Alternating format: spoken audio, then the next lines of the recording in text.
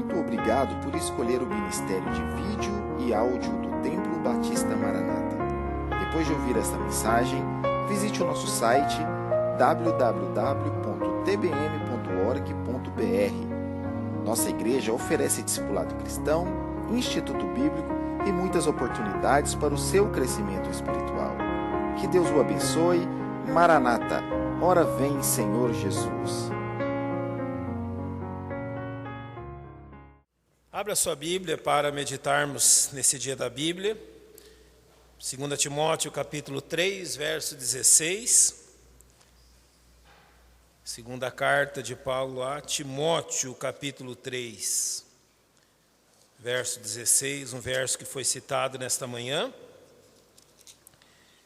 e que há algumas questões importantes ali que devemos ver. A função da palavra de Deus. Se você puder colocar-se em pé, em reverência à leitura da palavra de Deus, faça isso. E nós vamos ler e ainda de pé nós vamos orar. 2 Timóteo 3,16.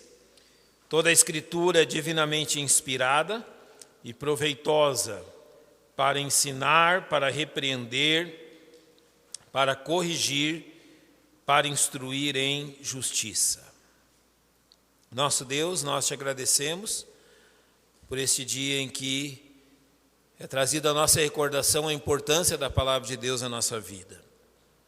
E conhecemos, ó Deus, quanto ela é poderosa e quanto ela tem agido em nosso coração e em nossa mente. E rogamos, Pai, que nos abençoe na meditação da Tua verdade, pois oramos em nome de Jesus Cristo, nosso Salvador. Amém. Podem se assentar, irmãos. Eu gosto daquele versículo em Mateus 6, quando Jesus ele adverte que os olhos são a lâmpada do corpo, são a candeia do corpo. É como uma lanterna que ilumina. Só que os olhos são uma lanterna que ilumina para dentro, não para fora, não são como faróis. Imagine então os olhos como grandes lanternas, faróis iluminando, mas não para fora, ilumina para dentro. Então ali Jesus nos adverte de que, de acordo com aquilo que colocamos diante dos nossos olhos, nós estamos lançando à nossa mente e ao nosso coração ou luz ou trevas. Ou seja, de acordo com aquilo que alimentamos a nossa mente, porque entenda um fato, tudo começa pelos nossos pensamentos, tudo começa por aquilo que pensamos. Algo é transmitido à nossa mente, então nós sentimos algo a respeito disso e nós agimos de acordo com isto. A Bíblia mostra-nos que um homem, um ser humano, ele para ser um ser pessoal, ele possui intelecto, emoção e vontade. Capacidade de entender, capacidade de sentir e finalmente de fazer. Mas a nossa mente, aonde tudo começa, ela é extremamente influenciada por aquilo que adentra pelos nossos olhos. Então a grande preocupação de Jesus ali em Mateus 6 é aquilo que está alimentando a nossa mente. E no dia da Bíblia, nós somos relembrados que o que deve alimentar a nossa mente, conforme Paulo diz aos Filipenses, tudo que é puro, tudo que é verdadeiro, tudo que é justo, seja isso que ocupe os vossos pensamentos.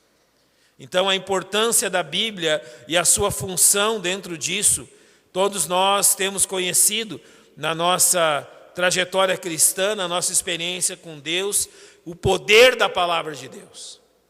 O poder de trazer paz, eu vou falar sobre isso, o poder de dirigir, de trazer tranquilidade em momentos de luta.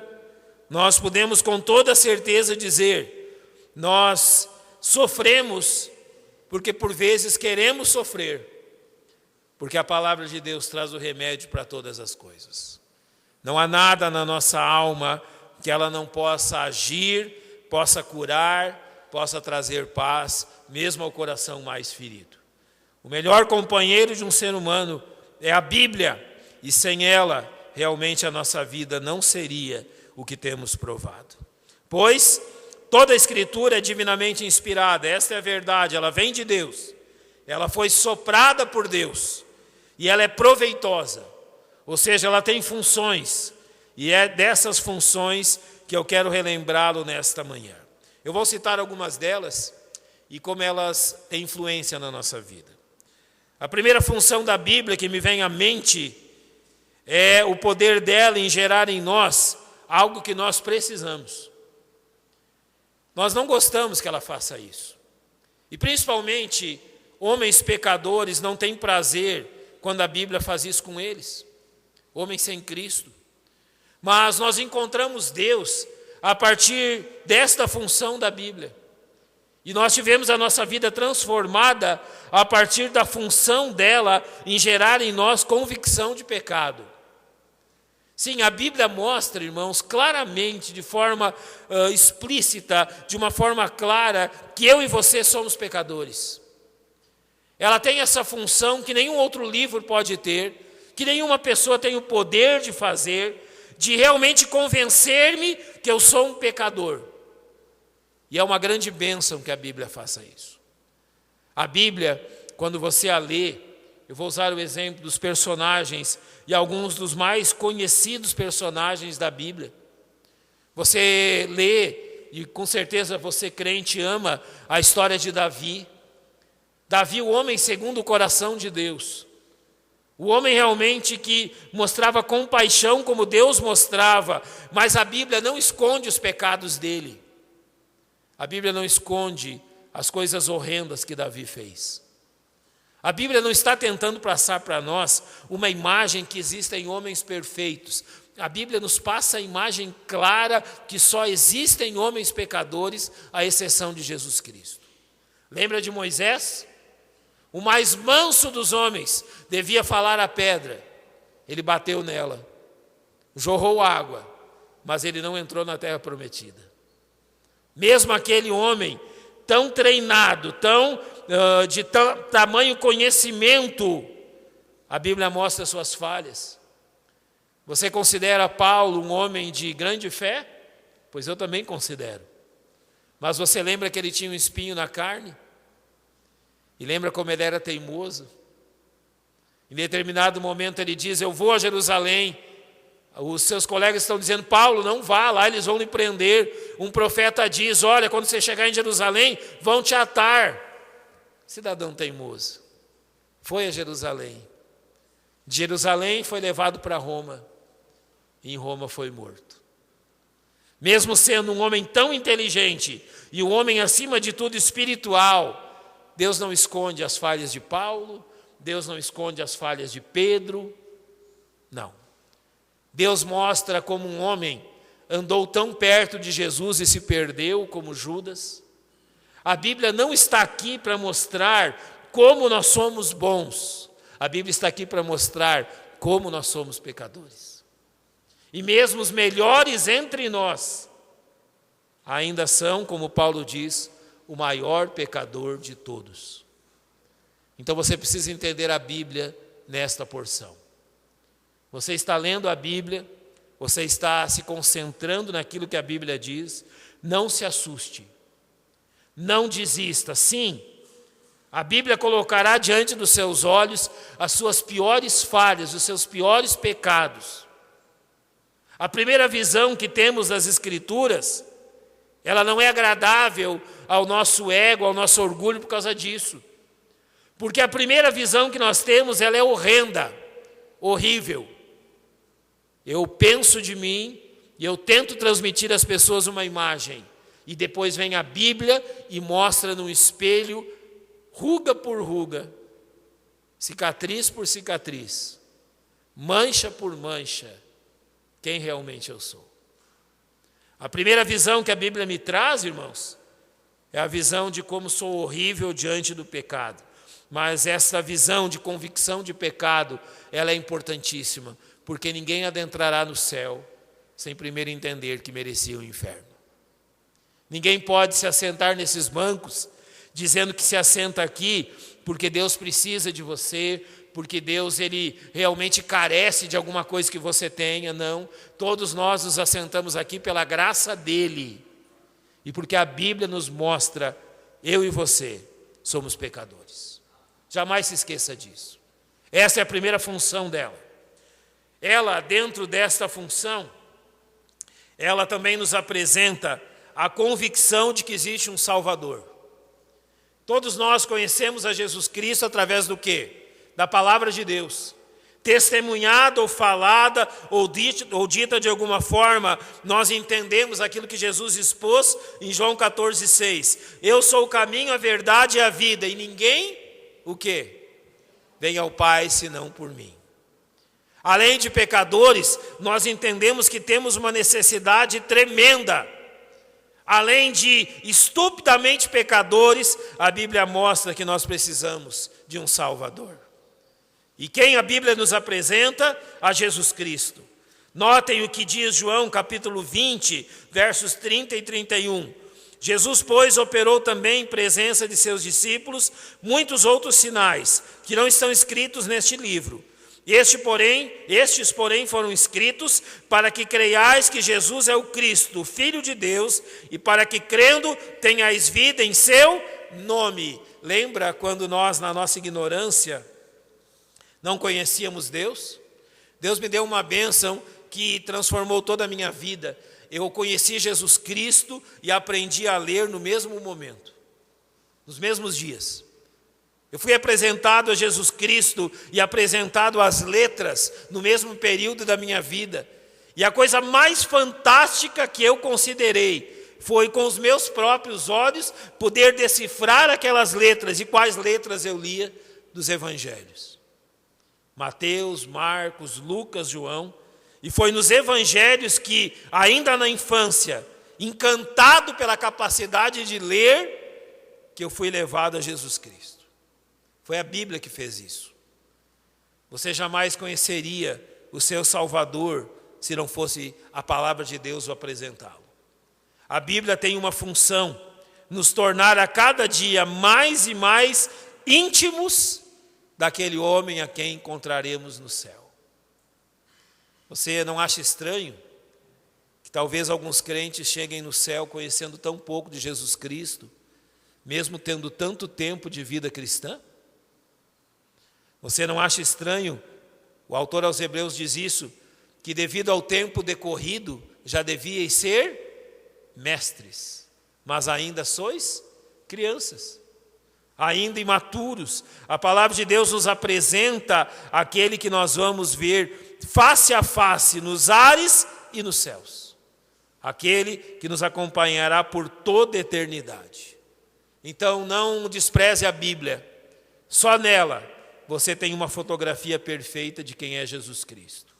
Os evangelhos não são uma biografia, mas são a descrição de um caráter, de uma pessoa. Você conhece essa pessoa?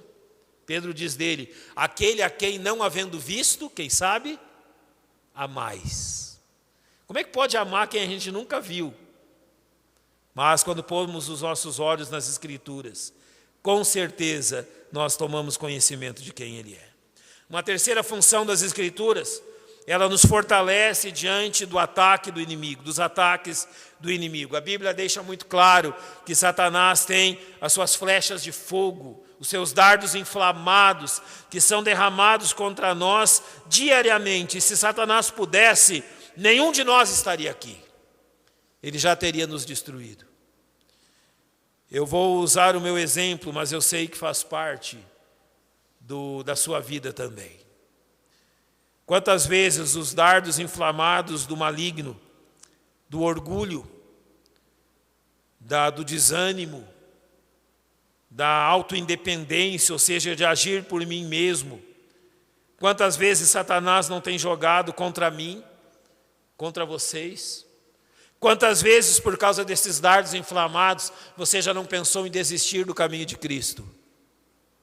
Quantas vezes você, por causa dos dardos inflamados do maligno, já não se queixou contra Deus? Quantas vezes você já não levou em conta ou chegou à conclusão que Deus estava sendo injusto com você? Esses são os ataques e dos dardos inflamados do maligno. E quantas vezes ele nos leva a pensar que não, a questão da salvação e de tudo que Deus fez por nós não passa de uma ilusão. Agora leia o que a Bíblia diz. 1 João capítulo 2, versos 1 e 2. Meus filhinhos, estas coisas vos escrevo, para que não pequeis. E se alguém pecar, temos um advogado para com o Pai, Jesus Cristo justo. E Ele é a propiciação pelos nossos pecados, e não somente pelos nossos, mas também pelos de todo o mundo. O que o verso está dizendo? Eu tenho um advogado diante de Deus. E por mais que Satanás me acuse, este advogado de defesa, ele confirma diante de Deus que está tudo certo comigo. Quantas vezes, diante das dúvidas lançadas pelo inimigo, nós não lemos em Romanos 8:1. Portanto, agora nenhuma condenação há para os que estão em quem? Em Cristo Jesus. Quando ele lança os seus dardos, a Bíblia lança as suas certezas. E no mesmo capítulo 8, Paulo diz: porque eu estou certo de que nem a morte nem a vida, nem os anjos nem os principados, nem o presente, nem o porvir, nem a altura, nem a profundidade, nem alguma outra criatura nos poderá separar do amor de Deus que está em Cristo Jesus nosso Senhor. Satanás quer dizer para nós, Deus está longe. E a Bíblia nos diz, Ele está mais perto do que você imagina. Muito mais perto. Deus não se importa com você. E Romanos 8 diz que aquele que nem seu próprio filho poupou, antes o entregou por nós, não nos dará também com ele todas as coisas? Satanás procura nos dizer que ele nos abandonou, e os salmos respondem que o Senhor é meu pastor, e nada me faltará. Nele temos a certeza do amor de Deus e do cuidado de Deus. Além disso, a Bíblia tem uma função pedagógica na nossa vida. E ela é descrita assim em 2 Timóteo 3,16, que toda escritura é soprada por Deus, e por isso ela tem proveito em nos ensinar, em nos repreender, em nos corrigir, em nos instruir em justiça. Eu confesso que essa é a razão porque muitas vezes fugimos da palavra de Deus. Você gosta de alguém que lança em seu rosto os seus erros? Você tem prazer por aqueles que apontam para você e dizem, você está errado? Pois a Bíblia é exatamente isso. Ela está aqui para corrigir nossas falhas, nos repreender, nos mostrar como temos procurado andar pelas nossas próprias forças e não pela fé no nosso Deus. É a ela que diz que o justo viverá pela fé, não por suas forças. Eu amo Tito 2, 11 e 12, que diz assim: porque a graça salvadora de Deus se há manifestado a todos os homens. Jesus Cristo foi manifesto a todos os homens, mas olha o que ele faz na vida dos crentes, ensinando-nos que, renunciando à impiedade e às concupiscências mundanas, vivamos nesse século sóbria, justa e piamente. As pessoas querem saber de onde vem a sabedoria da sua vida. E qual é a sua resposta? Hoje de manhã eu li para os aniversariantes o que o Salmo 105 diz, 119 diz. Ele diz que a Bíblia nos faz mais sábios que os inimigos, mais sábios que os professores e mais sábios que os idosos. É incrível isso. Quando os rabinos leram isso, eles mudaram esses 3 versos. Sabe por quê? Porque eles se sentiram ofendidos. Como que a Bíblia me faz mais sábio que os meus inimigos? Essa parte eles não se preocuparam. Mas quando diz, a Bíblia me faz mais sábio que os mestres, eles se sentiram ofendidos. Depois diz, a Bíblia me faz mais sábio que os idosos, eles se sentiram novamente ofendidos. Mas é isso que a Bíblia diz, e quem escreveu aquele salmo foi um jovem. Não precisa ser idoso para ser sábio. Não precisa saber ler e escrever para ser sábio. A Bíblia faz tudo isso. Eu conheço, eu acho que você conhece também, pessoas analfabetas ou semi-analfabetas que são cheias de sabedoria.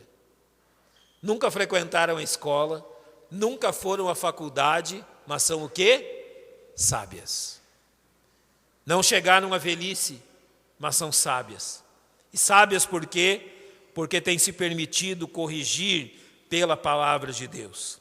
Além disso, a Bíblia nos mantém firmes em meio às nossas tribulações. Quantos de vocês não amam? Com certeza todos amam este versículo de João 10, versos 28 e 29.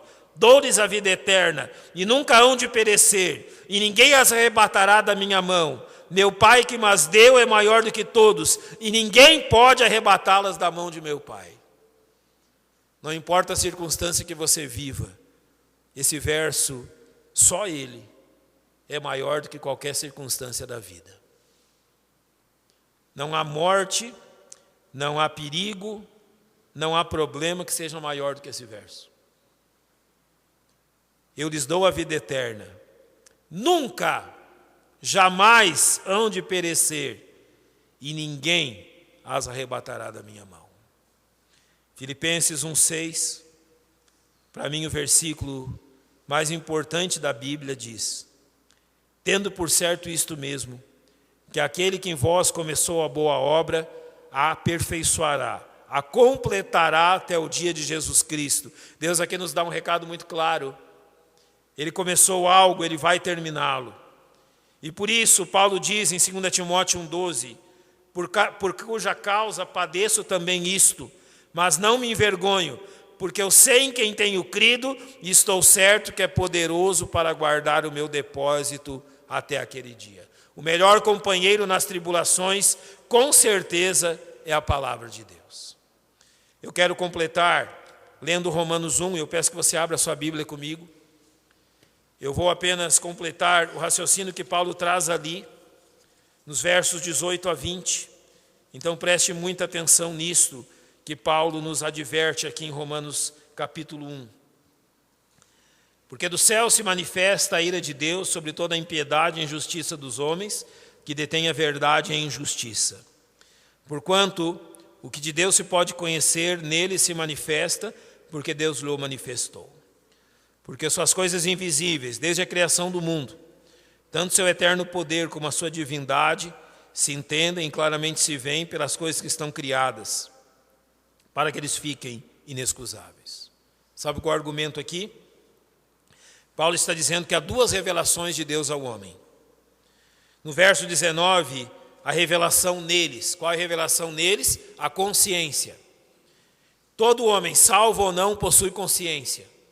E Deus se revela a todo homem na sua consciência. A consciência faz o quê? Acusa ou defende. E é o resquício da presença de Deus em nós, nos mostrando o caminho a seguir. O verso 20 diz que as coisas invisíveis, o seu poder e a sua divindade, claramente se entendem e se veem através do quê? Das coisas que estão criadas. Você consegue olhar para a natureza, você consegue olhar para a criação de Deus e ver a mão inteligente de Deus? Quem mais podia ter criado tudo isso a não ser Deus?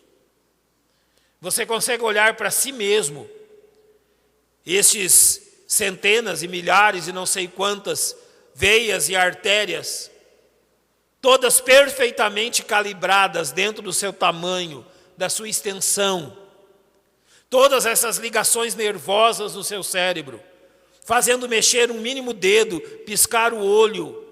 Isso não é obra da mãe natureza. Isso é obra de Deus. O sol que temos, dia e noite, você pode ler o Salmo 19, os astros, a lua, as estrelas, o firmamento, ele reflete a glória de Deus, o poder das suas mãos. Sabe qual é o argumento de Paulo aqui? Nós pensamos em todos aqueles que viveram antes de conhecer a Bíblia. Tribos indígenas, povos isolados, até hoje isso existe. pessoas que nunca tiveram a Bíblia nas suas mãos. Você com certeza pergunta se tais pessoas, depois da sua morte, sem ter a chance de ler a Bíblia, sem ter a chance de conhecer Deus na sua palavra, o que será da vida delas, o que será da eternidade delas? Paulo diz no final do verso 20, se elas rejeitam o testemunho da consciência e da criação para se voltarem a Deus, elas são inexcusáveis. O que quer dizer esse versículo? Indesculpáveis. A Bíblia está dizendo que um homem que nunca viu esse livro, nunca ouviu o nome de Jesus Cristo, não sabe o que é igreja, nunca ouviu o nome de Deus, tem só a sua consciência e a criação para testemunhar de que Deus existe. Se esse homem rejeita o testemunho da consciência e da criação, ele é culpado e condenado ao inferno. É isso que Paulo está dizendo. Sabe qual é o argumento dele? Se alguém assim é culpado, o que dizer dos homens que têm esse livro nas suas mãos? O que eles são? Você já entrou nas casas, está lá o Salmo 90 aberto. Geralmente quando eu vou, não faça isso, é uma maldade da minha parte. Quando eu chego em algum lugar, tem uma Bíblia aberta, um lugar de idolatria, está aberto no Salmo 90, eu ando mais algumas páginas e coloco no Salmo 115 e deixo aberto. Para as pessoas lerem, entenderem o que está acontecendo ali. O que a gente pode dizer de milhões e milhões de pessoas que têm a Bíblia em casa, nas suas mãos, no celular e não creem em Deus? O que elas são? Também indesculpáveis. O que eu quero terminar a você dizendo é só um livro, papel, uma capa, organizado. É o que a maioria pensa, é apenas um livro. Mas por aquilo que está escrito nesse livro, eu e você seremos julgados. Pessoas serão condenadas eternamente por aquilo que está escrito nesse livro. Pessoas irão para o céu por causa daquilo que está escrito nesse livro, porque creram nisso. Então esse livro não é qualquer um. É a palavra de Deus. Infelizmente, a grande maioria dos homens só vai perceber isso quando for tarde demais. Então, da minha e da sua parte, amemos e proclamemos a Bíblia. Essa é a nossa função. E que Deus nos abençoe nisso e a oportunidade que Deus nos der de conduzir alguns ainda ao reino da luz, façamos. Vamos fechar os nossos